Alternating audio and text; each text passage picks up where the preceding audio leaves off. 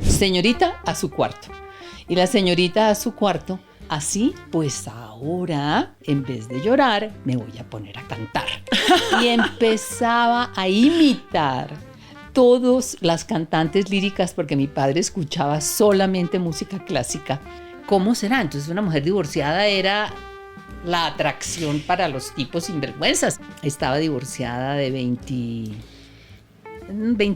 años, 27. Sí, jovencita. Muy jovencita, con 2 hijos.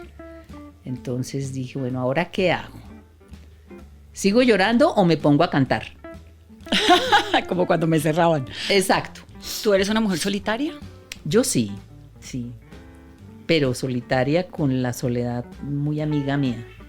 En uno de nuestros aniversarios recientes, yo recibí una tarjeta de él que dice: el amor es un misterio en permanente transformación.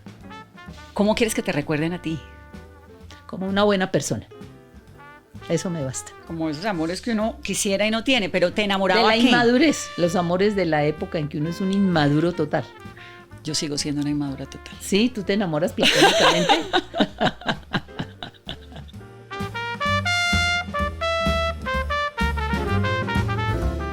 Esto es Geniales y Mayores que Yo, un espacio patrocinado por Colsubsidio, una empresa que reconoce e impulsa la fuerza transformadora de las mujeres.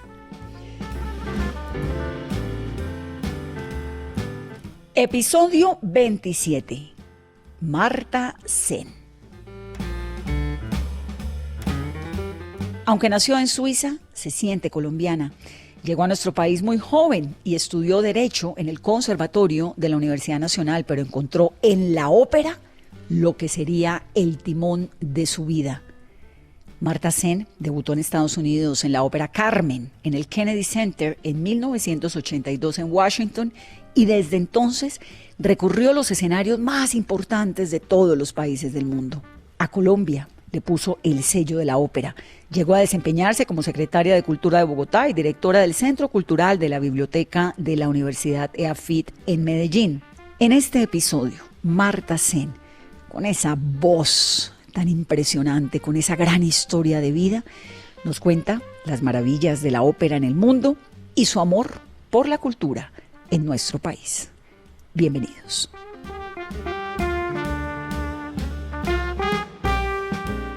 Marta, me encanta tenerla. Bienvenida aquí a nuestro podcast.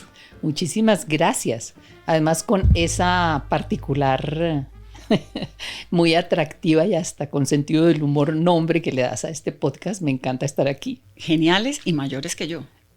Sobre todo por lo de mayores que yo. No, por lo de geniales.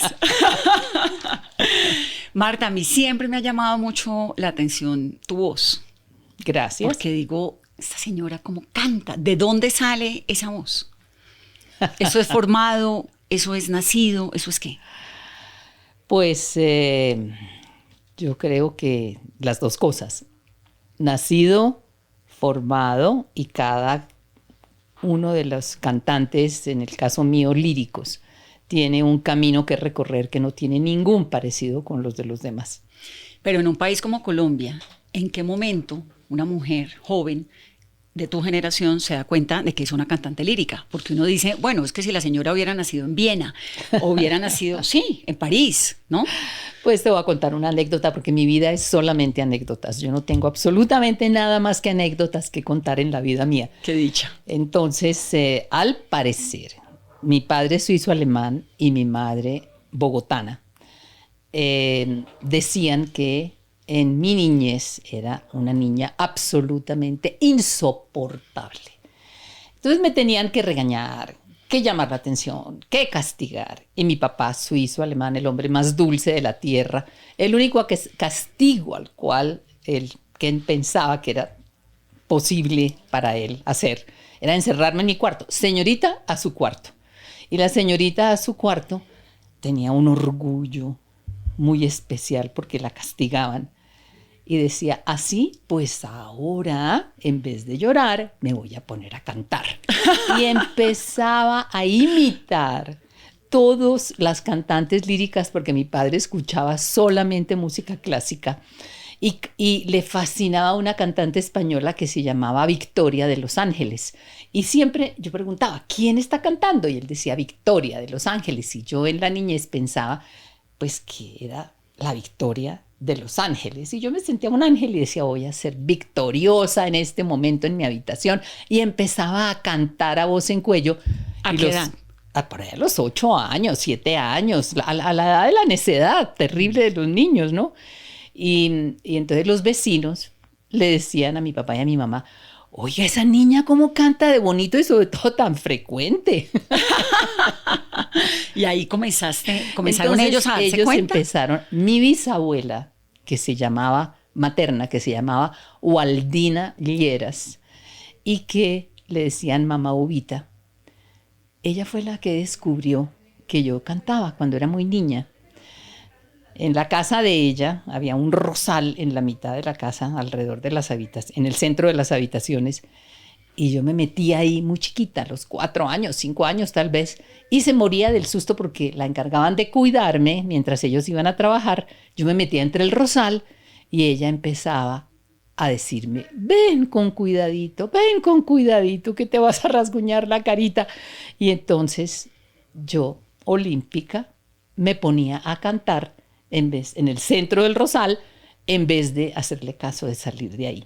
Y ella empezó a darse cuenta y decía, ay, esa niña cómo canta de lindo, ay, esa niña tiene tanta musicalidad. Y ella decía, mi papá no creía como mucho, hasta que me puso en un colegio que se llamaba el Colegio de la Asunción en Bogotá, y la profesora de música en que ese era de monjas, entonces, me imagino, con ese nombre. sí, estaba el Colegio de la Asunción, era Claro. pues al lado del Gimnasio Moderno y eso en esa zona.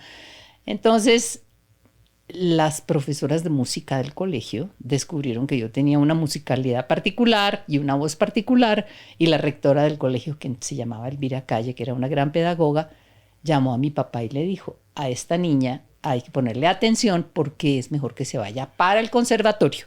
No El conservatorio puede era la Universidad Nacional, Pero lo eso fue a sigue qué edad. siendo. Ya cuando tenía yo 15. tal vez 14, 13, 14, 15 años, estaba en el bachillerato. Entonces mi papá dijo, pues sí, vamos a averiguar cómo es el tema. Y la profesora Carmen Barbosa y un compositor maravilloso colombiano, Blas Emilio Ateortúa, hicieron una prueba conmigo para ver qué musicalidad y oído tenía. Y descubrieron lo que se llama entre los músicos que yo tenía oído absoluto. Es decir, ¿Qué es eso? que la nota que afinaba era impecable, que no tenía ni subida ni baja. Era decir, completamente en tono, la nota siempre en tono, y dijeron, sí, esta niña hay que ponerla a estudiar. Pero entonces, eso fue a los 15 años. Eso fue por ahí, 13, 14, 15, cuando estaba en el colegio. Pero todavía. tremendo, porque eso significa que uno puede volverse mezzosoprano a los 15 años. No, empezar. Claro, digo, pues Puede empezar a claro. estudiar, y mucho antes.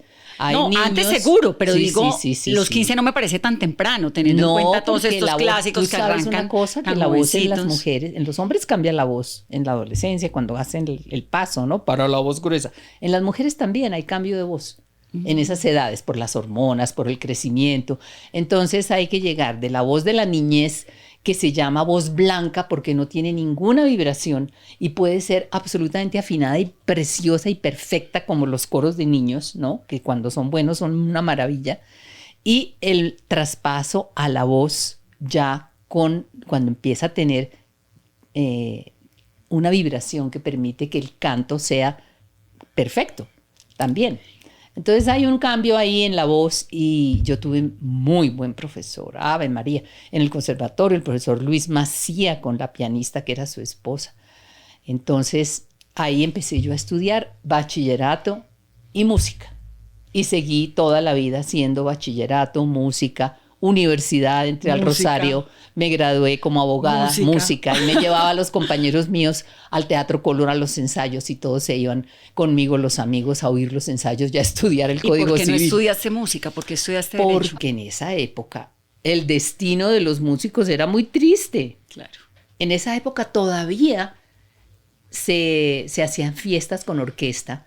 Y me acuerdo que en las fiestas de la familia, donde se llamaban las orquestas, siempre había la comida que se hacía era extensiva a los músicos. Los músicos llegaban, tocaban en la fiesta y se sentaban en un momento dado a la comida. Y era así, era la música en vivo para la fiesta en vivo. Entonces mi mamá decía que los músicos éramos muy pobres y que qué preocupación la niña con una vida de música, cantando en fiestas, quién sabe en dónde. Ella no se imaginaba que podía tener un futuro profesional como fuerte con la música. Mi papá, en cambio, que era suizo-alemán y venía de otra cultura, decía, pues mandémosla a estudiar a Suiza, donde la familia. No, mi mamá le parecía terrible la idea. ¿Tu papá por qué terminó viviendo en Colombia? Porque se enamoró de mi mamá, que era colombiana. ¿Y la conoció en dónde? La conoció, mi mamá era la secretaria del gerente del hotel más distinguido que había en Bogotá en su época, que era el Hotel Granada, donde queda hoy el Banco de la República. Entonces allá se conocieron. Mi papá hablaba 5 o 6 idiomas. ¿Y él vino a qué? Él vino porque lo contrataron para ser relacionista público de ese Hotel Granada y conoció a mi mamá, que era la secretaria, se enamoraron, se casaron y se fueron para Suiza y allá nací yo. Ay, qué y después maravilla. mi mamá le dio la nostalgia por lo latino y la nostalgia por su familia y nos devolvimos a Suiza cuando yo tenía unos 4 años o algo así. ¿Toda la familia? Todas los 3, sí, toda la familia en ese momento. Después mis hermanos nacieron en Colombia. ¿Y sí. tú eres la única cantante de tu familia? Sí, sí, yo soy la única música de la familia. Mi abuela paterna, que también se llamaba Marta, Hackman era el apellido, Marta Hackman Sen, ella tocaba la cítara, un instrumento precioso y muy musical. Pero en esos años, imagínate tú. Eso estamos hablando de qué años. Tantos años. No, pues es que. ¿Como 20? Pero imagínate, yo en este momento tengo 75. Calcula pues la edad de tu abuela. De sí. mi abuela. Eso era pues en la época en que inclusive ella siendo adolescente hubo la peste negra y ella la tuvo y se salvó de milagro. Y ella perdió su pelo, lo guardó, se hizo su peluca que usó toda la vida y tenía la luna de las uñas negra, que era el síntoma de que había pasado, había vivido esa peste tan terrible. Estamos hablando de muchos años. Sí, finales de 1900, tal vez, ¿no? Mediados, finales de 1900. De 1800. Pues hay que calcular cómo sería el cuento, porque no lo tengo en la cabeza en este momento, pero sí, hace muchos años, pero era muy musical y yo creo que eso se hereda, eso es genético. Marta, ¿y en qué momento de la vida comenzaste a vivir de la música? ¿En qué momento empecé a vivir de la música? A ver. Yo empecé a hacer carrera como abogada en el campo de la academia. A mí me encantaba el tema de la academia. Y empecé una vez que me gradué en la Universidad del Rosario, empecé siendo secretaria académica de la Facultad de Derecho en la Universidad de los Andes. El decano era Jaime Vidal Perdomo, un abogado impresionantemente exitoso, escritor de derecho y magnífico profesor. Y ahí estuve 3 años más o menos y me divorcié, tenía ya 2 hijos, me divorcié y me quedé pensando, y esto yo lo he dicho varias veces, pero lo repito porque así era auténticamente mi sentimiento. ¿Y ahora qué hago con mis 2 hijos? ¿De qué edad divorciada? Estaba divorciada de 20... Jovencita. Sí, muy joven, porque me casé muy joven. 20 y tantos años, 27. Sí, jovencita. Muy jovencita con 2 hijos. Entonces dije, bueno, ¿ahora qué hago? ¿Sigo llorando o me pongo a cantar? Como cuando me encerraban. Exacto, como cuando me encerraban. Igual. Entonces dije, ay, me voy a poner a cantar a ver cómo me va. Y resolví tomar mis 2 hijos e irme a buscar un gran maestro de canto a los Estados Unidos y alejarme de Bogotá, que era una ciudad en esos años tan cerrada, conservadora, tan conservadora, ¿no? Claro. Tan socialmente estrecha. Y además una mujer divorciada no se veía bien. Sino hoy en día todavía no es tan fácil. Sí. ¿cómo será? Entonces una mujer divorciada era la atracción para los tipos sinvergüenzas. Y además semejante belleza de mujer. Imagínate esa locura a los 20 y pico de años. Muchísimas eso tenía gracias, que haber sido un escandalote. Mucho, eres muy querida. Un escandalote. Entonces me fui con mis 2 hijos, busqué un profesor de canto en Nueva York, estudié técnica vocal 3 años, pero completamente concentrada en los estudios técnicos del arte, porque cada arte, como tú sabes muy bien, necesita una técnica que tiene que averiguarse según el talento de cada quien hasta dónde se puede llegar. ¿Y cómo conseguí la plata? Pues dije, estuve casada 8 años. Volví esos 8 años plata. Todo lo que había comprado, todo lo que había vivido, todo. Los volví plata y me los gasté y me los invertí al 100% en el entrenamiento vocal. ¿Y por qué te separaste? ¿Por qué me separé? Es difícil, ¿no? Es difícil porque decir uno me separé por esta razón exclusivamente es un conjunto de situaciones que se van viviendo y además porque yo estaba casada con un hombre maravilloso, el papá de mis hijos, Dios mío, pobrecito haberse casado conmigo. Tú te imaginas, pues, un señor economista, era el colegial de honor del Rosario, absolutamente inteligente, culto, todo lo que tú quieras. Y se había casado con una abogada y de repente se le quiere volver cantante de ópera. Cantante de ópera. Eso es un cambio de camino total. Y un riesgo para una vida de pareja total. ¿Te sentiste incomprendida? No me sentí incomprendida. Me pareció que él tenía claro qué quería para su vida y yo también. Y no iba por el mismo camino. Entonces, pues resolvimos que cada cual seguía por el suyo y muy amistosamente, muy cálidamente, con mucha armonía, eso sí, la civilización imperando sobre todo lo demás y sin problemas. Yo dije, lo único que yo necesito son mis hijos y él fue muy generoso y me los dejó. Sí. Marta, ¿y la entrada ya al gran mundo de la lírica para una mujer latina, joven, cómo fue? Tuvo la culpa un mosquito. Imagínate tú que la apertura de la temporada de ópera del Kennedy Center en Washington estaba determinada con la ópera Carmen de Bizet. Y yo me acababa de ganar un premio mundial de canto precisamente con las arias de esa ópera. Y resulta que la mezzosoprano que estaba contratada para hacer las funciones en el Kennedy Center había cantado en África. En alguna ciudad de África la picó un mosquito y le dio alguna cosa y tuvo que cancelar. Ay, no. Entonces ella canceló y faltando 15 días para la apertura, se estaban buscando desesperadamente una Carmen y no la encontraban por ningún lugar porque faltando 15 días no se encuentra una Carmen en ninguna parte para el Kennedy Center.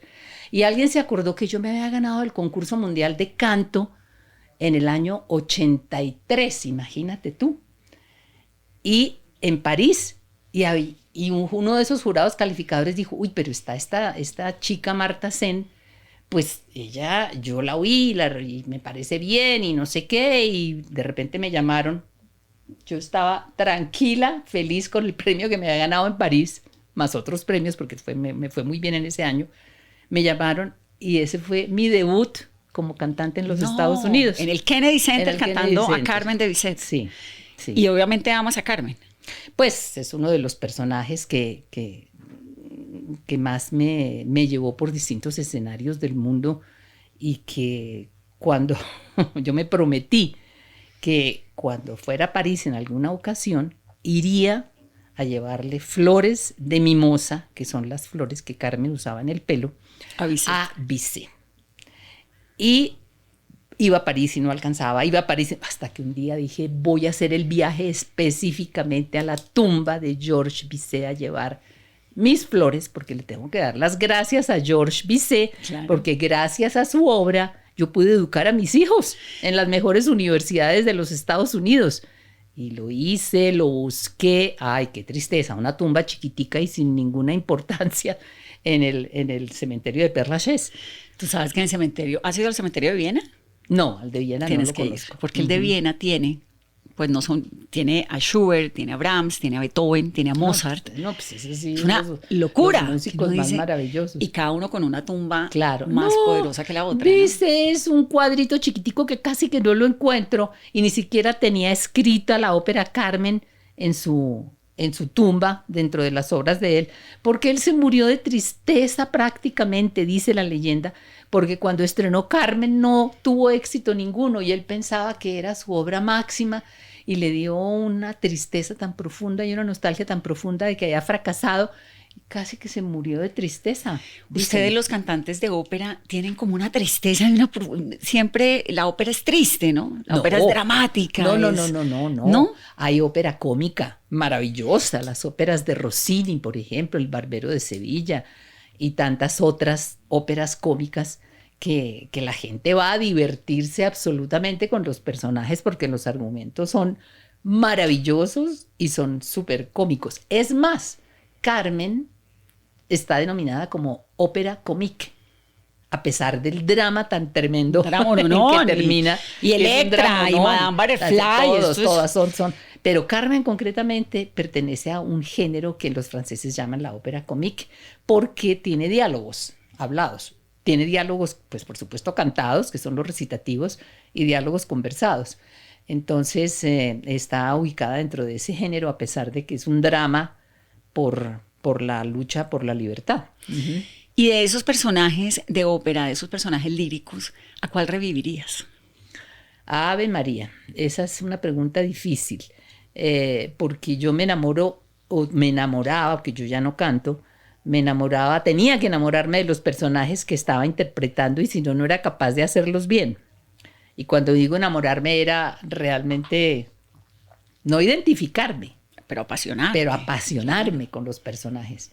Y en la voz de la mezzosoprano lírica, que es el color específico que yo tenía, mezzosoprano lírica, entonces la Carmen, por supuesto, es el gran himno a la libertad y a la libertad de la mujer.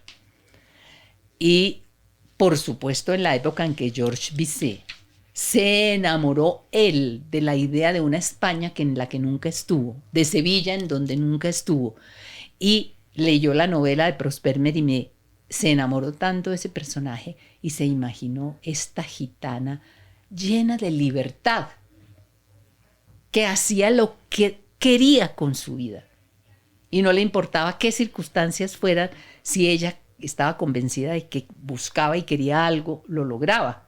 Y no le importó ni morirse a causa de la libertad. Ella siempre dice, nací libre y libre moriré, es el gran tema de la Carmen. Entonces, la gran tristeza de Bizet es que el escándalo que causó una mujer así en la ópera en esa época. La libertad para una mujer cuando todas eran completamente dependientes. Entonces, este fue el gran fracaso de su personaje. ¿Y ese fue un personaje que revivirías? Ese personaje, ¿a Carmen? Pues, yo pienso que está mucho más que revivido. Las mujeres, muchas mujeres, por lo menos en Colombia, la mayoría de las mujeres con algún grado de educación y de formación tienen su libertad interior absolutamente clara, aunque vivan circunstancias muy difíciles. Pero no deja de ser una lucha constante, ¿no? Pero es una lucha constante, de acuerdo. ¿Qué es mezzosoprano lírico? Explícame en términos de voz. ¿Por qué tu voz es distinta a la mía? Mira, la naturaleza determina, así como determina las flores o los distintos colores de las flores, determina los distintos colores de las voces humanas. Y en el campo de la lírica, concretamente, pues hay colores que permiten clasificar voces tanto masculinas como femeninas para determinados rangos musicales que los compositores ponen como característica de los personajes de sus obras. En el campo de las mujeres, entonces, hay las voces más profundas y más sensuales, que son las contraltos, que son voces con sonidos muy gruesos, graves, bellísimos, en color terciopelo, en colores oscuros. Si uno se los imaginara, serían colores oscuros. Enseguida siguen las mezzosopranos, que a su vez se dividen en varios colores. Unas se llaman mezzosopranos dramáticas, que tienen un colorido más agudo que el de las contraltos, pero no tan alto como el de las sopranos, ¿no? Entonces, las hay dramáticas, que son para compositores como Verdi, por ejemplo, que exigía unas intensidades de voz y colores muy definidos. Después están también, no después, sino están en el mismo nivel de importancia, porque todas son igualmente importantes, las mezzosopranos líricas. Es el campo de la voz mía, en el cual las voces son, digamos, más claras en el color. Si se habla de color, más claras. Y las mezzosopranos de coloratura se llaman, que son las que tienen las voces más veloces y más ligeras, que permiten que los compositores que hacen ópera de coloratura puedan usar esas voces, como por ejemplo Rossini. Uh-huh. Aparte de eso están las sopranos. Las sopranos son las voces más agudas y las mejor pagadas en el universo, como María Callas. ¡Ay, María Callas! Muero por María Callas. Entonces, como María Callas y como tantísimas otras, que son las voces más agudas de todas, con los colores más delicados, agudos, finísimos, y que pueden llegar a emocionar de tal manera que realmente, pues, son unas voces absolutamente maravillosas para escucharlas. Todas son maravillosas. Todas. Y los compositores, de acuerdo a las características de la personalidad de los personajes, perdón la redundancia, en las óperas en que se presentan en escena, le ponen a esas personalidades unos colores de voz específicos. ¿María Callas se murió de amor? No. ¿No? Ella se murió, fue de desamor. ¿Por Aristóteles Onassis? Pues claro, sí. Claro, así es. La dejó por Jackie Kennedy, eso fue un drama, no, muy bravo. Para ella fue un drama muy grande y curiosamente, y lo cuento acá como una anécdota que me gusta mucho, mi entrenadora en París de ópera fue la misma que tuvo María Callas. No te puedo creer. Entonces me contaba las historias y las anécdotas de la vida de María Callas, que estudiaba permanentemente. Ella estudiaba 5 horas al día, no sé cómo hacía porque uno no puede hacer eso, pero la voz de ella era tan particular y estudiaba todo el tiempo. Y un día me contó, el 24 de diciembre de tal año, no me acuerdo cuál de los años 60, alguna cosa así, yo le dije a María Callas, me dijo la pianista, no te puedo acompañar hoy al piano porque es Navidad y estoy con mi familia. Y ella dijo, yo no puedo pasar sin estudiar un día. Por lo menos unas 2 horas, dame 2 horas.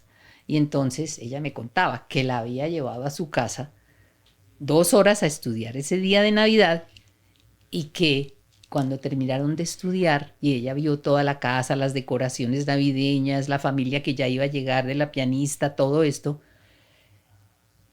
le dio una nostalgia durísima y se sentó y lloró, porque ella celebraba la Navidad sola. Imagínate. Entonces el tema de la soledad, que es un tema tan recurrente en el arte, porque la creatividad va de la mano con la soledad. Y en el caso de los cantantes, que no somos los creativos, sino los intérpretes, pues también, porque se necesita un espacio y una soledad muy grande para poder estudiar y para poder asumir los personajes como los actores. ¿Tú eres una mujer solitaria? Yo sí, pero solitaria con la soledad muy amiga mía, sí. Uno tiene que aprender a hacerse amigo de su soledad. ¿Tuviste amores platónicos? Uy, pero claro. ¿En el mundo del arte? En el mundo del arte los amores platónicos, comenzando por los personajes de las óperas, ¿no? Pues hay unos personajes absolutamente delirantes, de maravillosos, y uno diría, ay Dios mío, que estas cualidades de este personaje pudieran pasarse a algún humano, qué cosa tan maravillosa sería. Y amores platónicos, depende de qué se entienda por un amor platónico, ¿no? Un amor imposible. Sí, Como esos amores que uno quisiera y no tiene, pero ¿te enamoraba De la qué? inmadurez, los amores de la época en que uno es un inmaduro total. Yo sigo siendo una inmadura total. ¿Sí? ¿Tú te enamoras platónicamente? Es que fui tan afortunada, tan afortunada. La vida me dio, después de mis hijos, tal vez el regalo más maravilloso, que es el hombre de mi vida. Entonces, pues sí, empezó siendo un amor platónico, después se volvió un amor absolutamente Real. romántico y real. ¿Cuántos y años? Definitivo, ya llevamos 35 años juntos. 35 años. ¿Y cuál es el secreto, si es que lo hay, o el chiste de lograr una pareja que uno 35 años después todavía quiera seguir? En uno de nuestros aniversarios recientes, yo recibí una tarjeta de él que dice nada más que esto: el amor es un misterio en permanente transformación. Es su frase, y es su vivencia, y es la mía. Y yo creo que eso, aceptar así el amor, es algo que le permite a uno siempre seguir adelante. ¿Qué te enamora a ti? ¿La voz, la cabeza, la guapura, el intelecto? ¿Qué te enamoró? ¿De él? De lo que te haya enamorado. En general, lo que me haya enamorado. ¿Qué te ha enamorado en la vida? En una época, la guapura, porque uno era con una susceptibilidad estética cuando era jovencito, pero impresionante. Entonces tenía el Príncipe Azul en la cabeza. Había leído Corintellado. Y por supuesto, el amor romántico era el de la inmadurez total de la adolescencia. Pero en la medida en que van pasando los años, uno se va dando cuenta de que no hay razones específicas para decir yo me enamoré o me enamoro de tal persona por esto y esto. No, eso sigue siendo un misterio. Uno no tiene la posibilidad, por lo menos en mi caso, la posibilidad de decir es que yo me enamoré de este señor por esto y esto. No, eso es un misterio. Sí, es un misterio muy difícil de descifrar y de comprender, además. Sí. Me la paso. Harvard tiene ahora un curso sobre el amor. Ay, sí, qué maravilla. Entonces yo me la paso leyendo qué es lo que ocurre en el amor. Tiene publicaciones maravillosas, y la National Geographic también, de qué es lo que ocurre en el ser humano que te pueda generar amor por alguien, ¿no? Entonces, que la dopamina, que las emociones, que no sé qué, pero finalmente, después de todo, hay algo que es un gran enigma. Sí, no. Es un enigma total. Sí, que es lo mismo que pasa con la pasión. pasión. Yo creo que también tiene más explicaciones el odio que el amor. Sí, es como emociones. Marta, ¿quién es el gran cantante del siglo XX? El de tu generación, ¿quién es? El de mi generación son muchos. Uy, a mí me costaría un trabajo terrible escoger y decir el gran cantante del siglo XX o la gran cantante del siglo XX, porque tuve el grandísimo privilegio, y le doy gracias a la vida todos los días, de haber podido estar en la escena con las estrellas más absolutamente maravillosas. Y los talentos, Domingo, por ejemplo, ¿no? Los talentos más absolutamente admirables y sorprendentes y inexplicables también.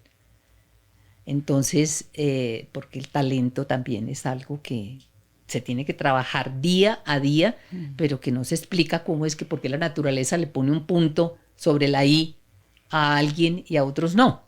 Eso es inexplicable. Sí, de acuerdo.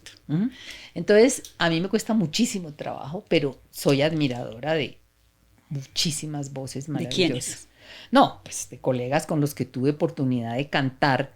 Te voy a mencionar en el campo de los tenores, por ejemplo, que son las voces que son también tan reconocidas y tan maravillosas y admiradas en el mundo entero. Pues con Plácido Domingo por una parte, con Alfredo Kraus, un español maravilloso con quien canté como 13 o 14 años seguidos, con, a ver, ¿quién más que no se me escapen los nombres? Por ejemplo, Pavarotti. No, con Pavarotti no, con Pavarotti nunca canté. ¿Bocelli es una gran voz? ¿O fue?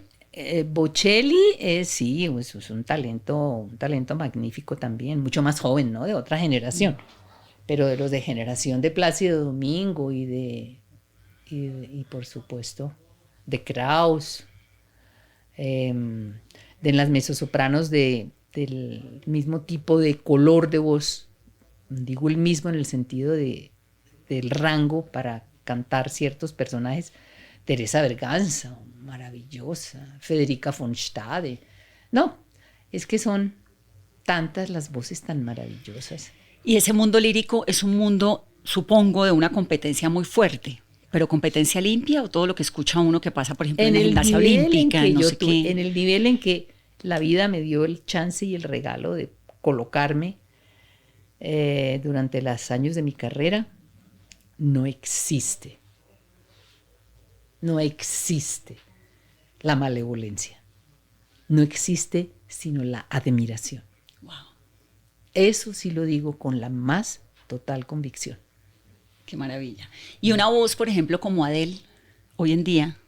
Bueno, estamos hablando de otros niveles de canto, ¿no? Sí. No estamos en el canto lírico, estamos en las voces, en las voces que convocan millones de personas, ¿no? En las voces Shakira Sí, pero de estas jóvenes, ¿quién tiene una voz que digas, esto es un vozarrón? ¿Para es una la voz, lírica o para la popular? No sé, para la voz.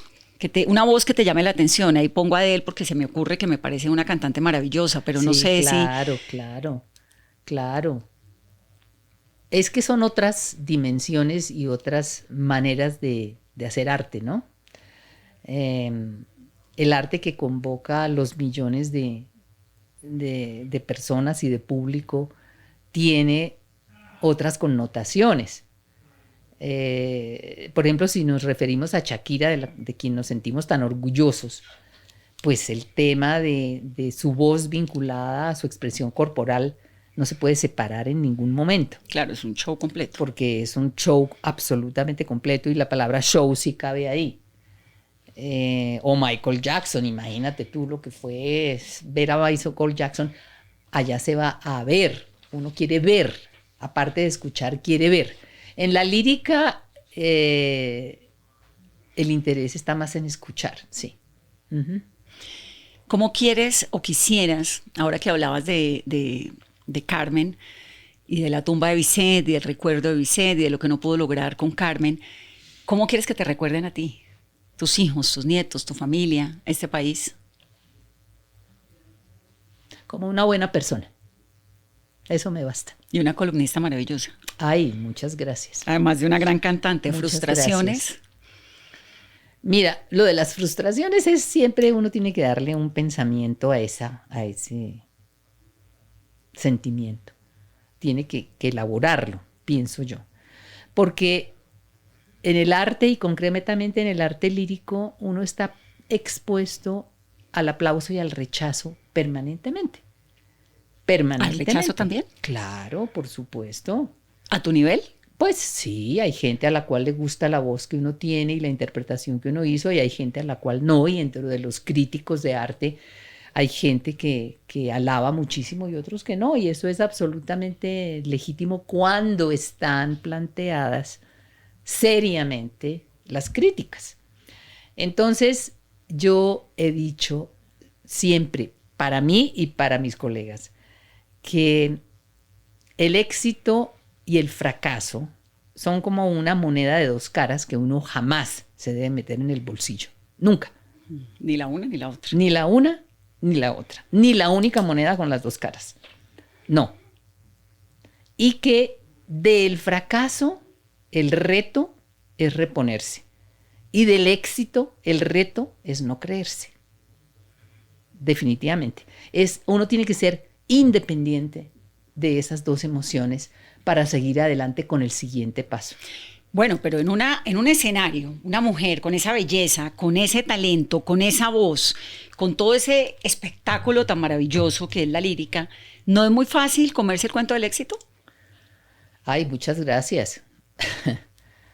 Ese anhelo de la perfección que es una enfermedad, lo deja uno totalmente por lo menos en mi caso, el primer cuestionamiento que yo me hacía durante los 40 años de carrera que tuve, cuando terminaba una función, es, ¿cuál fue la falla? ¿Cómo me quedó mal? ¿Por qué no me resultó esta frase musical? Ay, aquí esto. Y salía del escenario con la lista de las fallas. Y no me lograba dormir sino hasta las 3 o 4 de la mañana o 5 de la mañana pensando, bueno, ¿y esto cómo lo voy a limpiar? ¿Cómo lo voy a arreglar? ¿Cómo lo voy a hacer? Es como una obsesión, que entre otras cosas es la enfermedad. La enfermedad mental, si es que existe, llamarla así, perdón, de los músicos. Los músicos sufrimos de obsesión. Y si no, mira a un pianista. Se sienta a estudiar a las 9 de la mañana y a las 8 de la noche no se ha levantado del piano. Y repite la misma frase. O un violinista todo el día. Entonces hay que sufrir de obsesión para poder ser músico. ¿Cómo se trata la obsesión? Eso no tengo ni idea.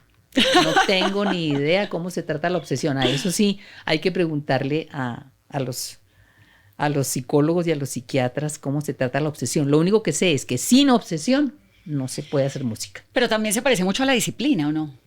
Bueno, la disciplina es el rigor que todas las personas debemos tener en cualquiera de nuestras profesiones, porque el que se las dé de facilista se resbala y se fractura.